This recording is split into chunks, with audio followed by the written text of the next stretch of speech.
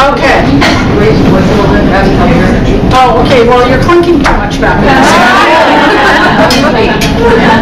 Sorry about that. I will yell. So, that's the ask. Now, remember the nursery rhyme. There was a little girl who had a little curl right in the middle of her forehead. And when she was good, she was very, very good. And when she was bad, she was horrid. Which leads us into multiple personality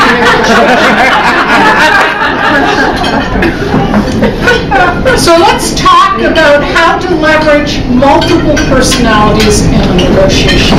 How many different roles do you play during the day? You may be mom 1 minute, high-powered businesswoman the next, followed immediately by wife and seductress, again, hopefully with the same person,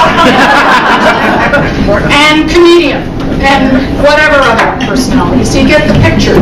How easy do you think it would be negotiating with someone if all these personalities were allowed to surface? You can begin to negotiate with a calm, rational person and without warning a comedian. Next, you could be faced with the naive child, followed by the floozy. Don't you think that, and trust me, this is work, don't you think that you would be kept totally off kilter if you encountered someone like this? That you would have difficulty maintaining your train of thought, and you would be concerned a little about what personality you would encounter next and the reaction that you would need to elicit. You might even wonder whether you should be positioned close to the door in case you have to make a exit. Now, I know some of you may disagree with me. When I began my career, I would have found it offensive and distasteful in a business setting to be anything but the direct serious businessman. And I wanted to be judged as an equal. I felt it would be demeaning to revert to these kinds of tactics. Yet over time, I began to realize that the playing field was never equal, and the practice of changing it up would put a woman in the driver's seat of the negotiation. So I decided that I needed to change up expectations, and so I have played everything from the dumb blonde to the aggressive Amazon, and everything in between, or as some have suggested, Barbie to bitch.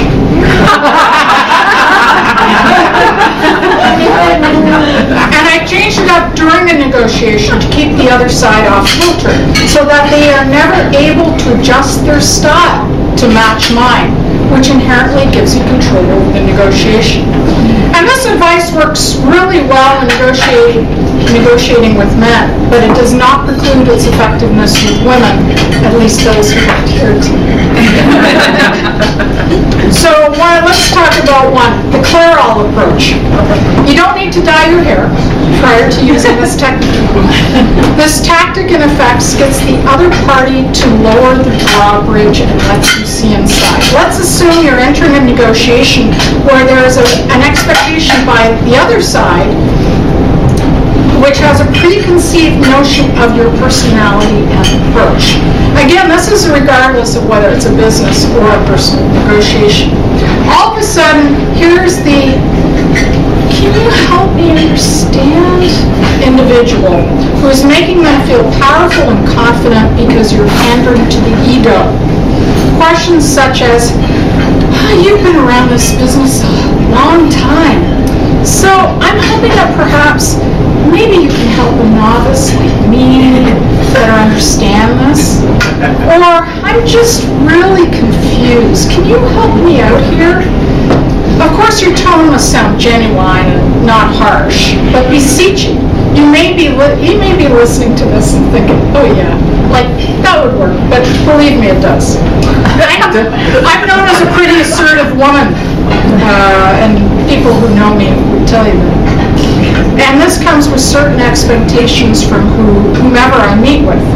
Let me give you an example. Once I had a very sensitive negotiation with a supplier who was making claims that my company owed them over $250,000 for a product that was never utilized. and that they subsequently claimed that they had been given direction to destroy. We had some documentation, but we did not have adequate documentation to clearly counter their claim, but were unwilling to provide them with the payout that they were requesting. At the beginning of the meeting, that is the negotiation, even though they didn't realize that, I began asking the CFO about their current challenges, how they did things at their firm, because we were struggling in certain areas, and certainly could benefit from any experience that he could potentially share.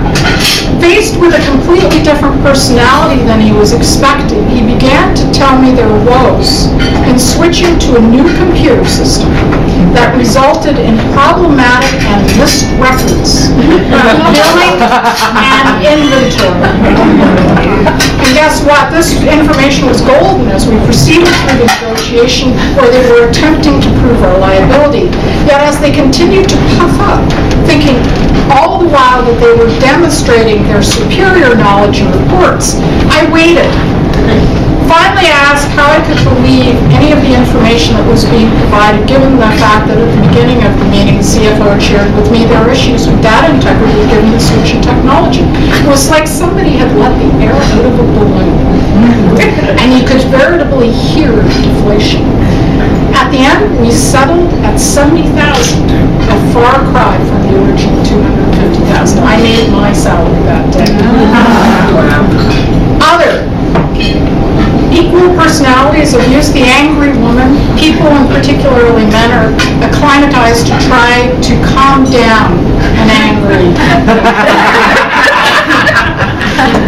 Now, I'm not talking about yelling or screaming or out of control type of behavior, but the angry, how could you do this? Or, I'm so disappointed type of approach.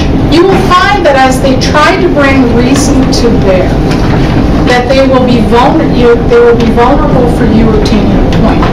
But caution, don't overuse this, okay? Because otherwise it won't be effective.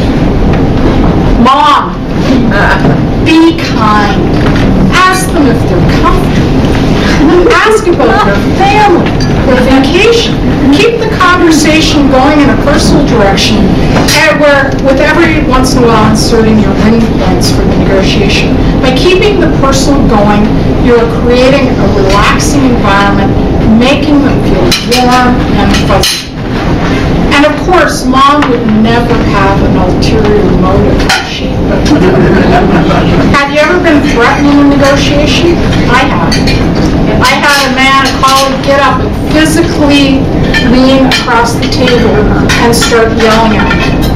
Now, some might have gotten up and walked out of the room, or perhaps even gone and filed a harassment complaint, which has its own whole myriad of issues.